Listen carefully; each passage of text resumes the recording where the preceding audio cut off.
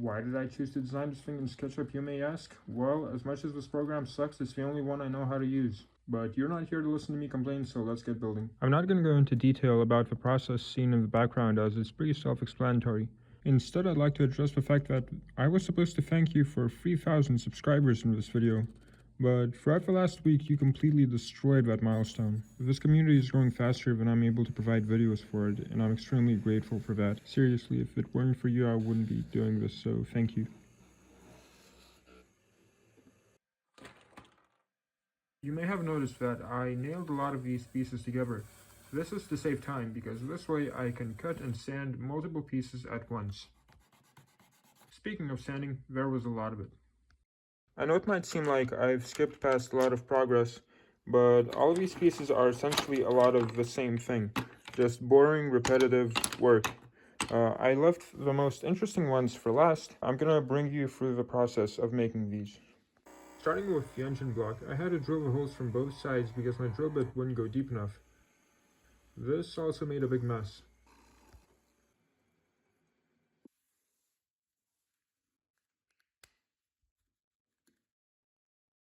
The intake was a lot of fun because it involved a lot of sculpting, which is not something I'm very good at, but find very enjoyable.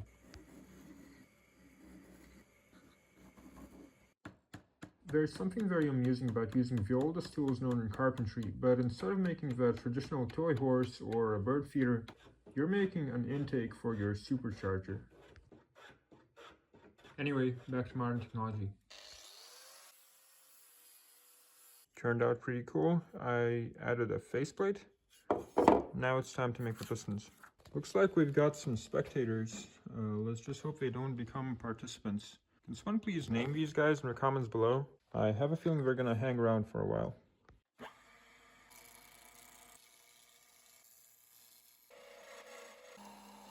This jig lets me clamp the piston into place and shows me exactly where I need to cut and drill to get the desired result.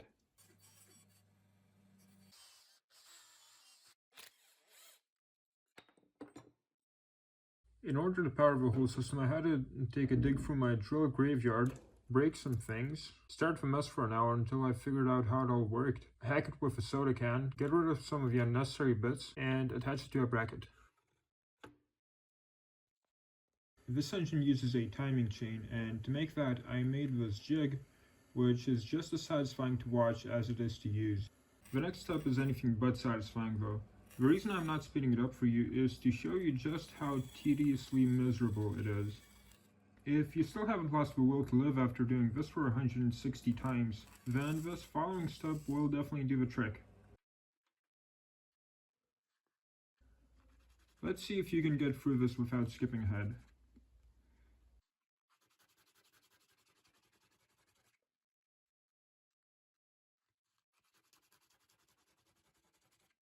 That's right, 160 times.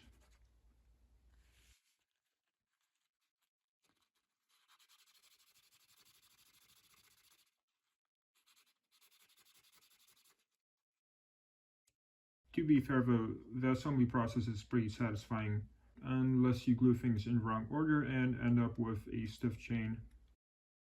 I've never tried making one of these before, but it worked out a lot better than I expected.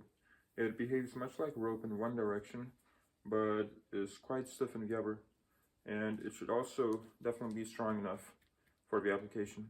It's starting to look a lot like a Lego set, just with a lot less quality control.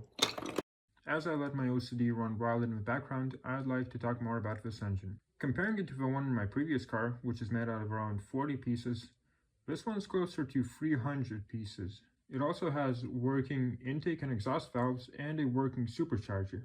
Now, since this isn't technically a working combustion engine, the supercharger doesn't actually do what it's designed to.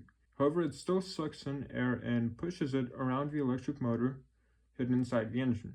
This motor would otherwise probably suffocate and overheat. So although this engine isn't technically supercharged, it is super cool. Sorry. And as I've just mentioned, the electric motor is hidden inside the engine, which is a big step up from my previous design where the electric motor was external. This took a lot of time to design, but I'm really proud of it. And before you ask, yes, this will be going into a car, I'm working on a model that is far more complex than my previous one, and this time I'll be documenting the whole build process on this channel.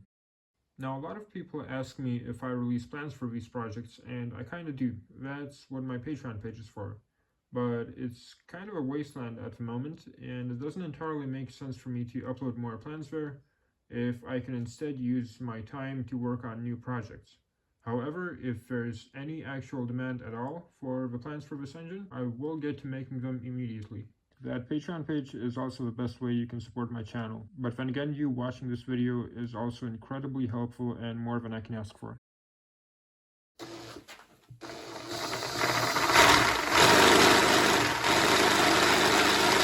So this is the Supercharger. I just assembled it with some screws from the top and bottom. These plates are removable from both sides, but what I want to show you is the airflow.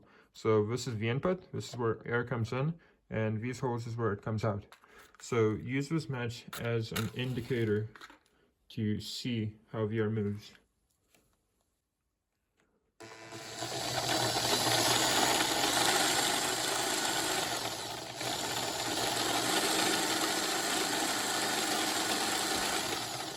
So this should in theory cool the electric motor. And let's not talk about what just happened there. I spent about an hour marking down the positions for these cams. Even though it doesn't have any impact at all on the performance of this engine, I'm sure that one of you will feel the need to point out that I was 5 degrees off or something. At one point, I ran into a problem where my 8-cylinder engine decided it wanted to be on a 4-cylinder engine. So I was thinking, how can I accurately mark the hole for this motor shaft? And then I remembered that this motor is literally a drill.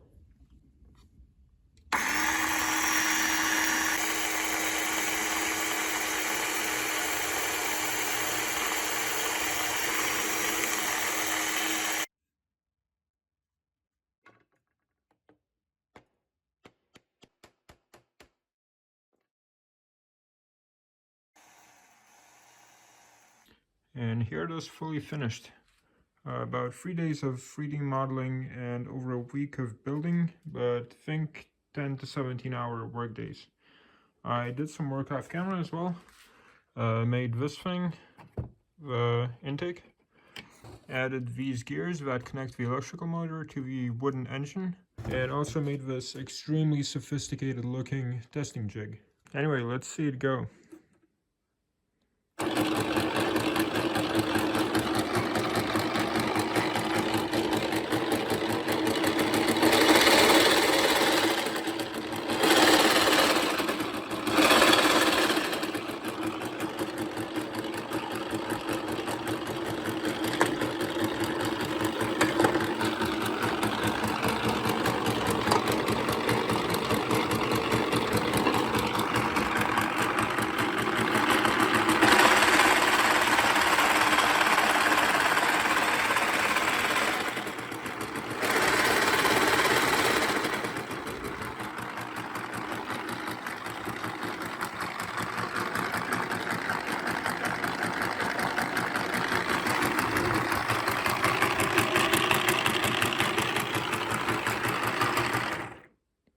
Right, so that's it.